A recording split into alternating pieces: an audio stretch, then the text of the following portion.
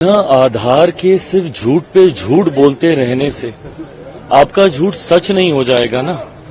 हकीकत है, जो लोग आज संविधान की इतनी चिंता कर रहे हैं, जो लोग आज संविधान की कॉपी अपने हाथ से टेबल पे रखना तक नहीं जरूरी समझ रहे हैं, उसको हर जगह लहरा रहे हैं, पूछिए इन लोगों से क्या किया इन लोगों ने संविधान के साथ। सही मायनों में अगर किसी ने संविधान की हत्या करने का काम किया था तो वो कांग्रेस की सरकार थी। याद कीजिए 75 का वो साल जिस वक्त देश में आपातकाल लगाकर सही मायनों में संविधान की हत्या की गई थी, लोकतंत्र की हत्या की गई थी। और आज सबसे बड़े संरक्षक संविधान के यही लोग बने फिर रहे, जबकि हकीकत है कि इन लोगों ने संविधान के निर्माता डॉक्टर बाबा साहेब भीमराव अंबेडकर तक को कभी उनके जीते जी सम्मान देना जरूरी नहीं समझा।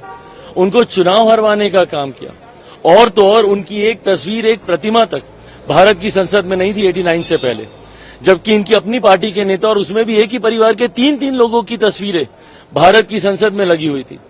ये लोग बात करेंगे संविधान की। हकीकत है इन लोगों ने सिर्फ लोगों को डराने का काम किया।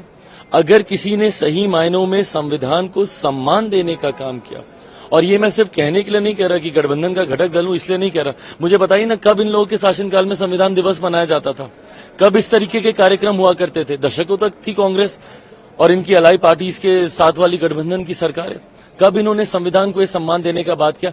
हकीकत है कि आज देश की जनता भी समझ गई है। इन्होंने लोकसभा चुनाव के वक्त दुनिया भर का झूठ बोला, एक बार के लिए कुछ राज्यों की जनता ने इन पे माना भी, विश्वास भी कर लिया, पर आज जब लगभग 6 महीने होने को आए हैं केंद्र में हम लोग की सरकार की, पूछे कहां का संविधान खत्म कर दिया गया, कौन से लोकतंत्र की हत्या कर दी गई, और संविधान के तहत मिल रहे आरक्षण को किसका आरक्षण छीन लिया गया। आखिरी सवाल सर, कि आरोप हिमाचल प्रदेश के मुख्यमंत्री से लेकर शरद पवार गुट के नेता तक खड़े, ईवीएम हैक हो सकता है, टेक्नोलॉजी हैक हो सकता है, कोई ईवीएम गुजरात से आया इसलिए जीत गए आप महाराष्ट्र में। नहीं तो बोले ना इनसे कि क्या यही बात ये लोग झारखंड के बारे में भी बोलेंगे।